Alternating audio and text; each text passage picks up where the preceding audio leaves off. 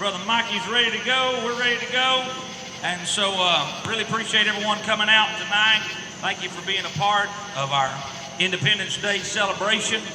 And I appreciate everybody coming, the hands that prepared the food and everybody that had a part in that, a lot of work.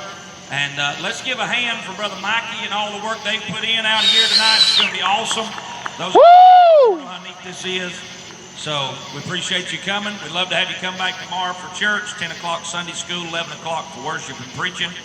And let's all stand and take our hats off. We're going to have a word of prayer, and then we'll have the national anthem. So please remain standing for that, and then we'll have some fireworks, okay? Let's pray. Our Father, Lord, we thank you so much for being good to us in this country. God, we have come a long way, seemingly the wrong way from where our country was founded and started from with its godly heritage and upbringing. God, we pray that you would once again turn us back to you.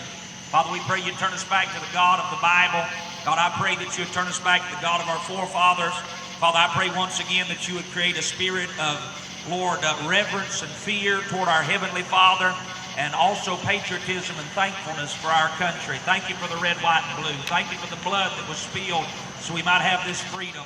God, I pray that you bless our men and women in uniform all across this country and across the world tonight.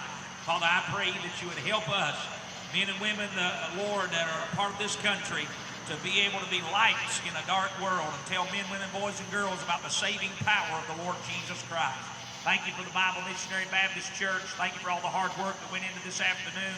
We pray, Lord, that you keep folks safe. You'd bless what's about to happen, and we'll thank you and we'll praise you for it and give you the glory. In Jesus' name we pray. Amen. All right. Miss Monica Hunter is going to come sing our national anthem for us. So you remain standing, put your hands over your heart.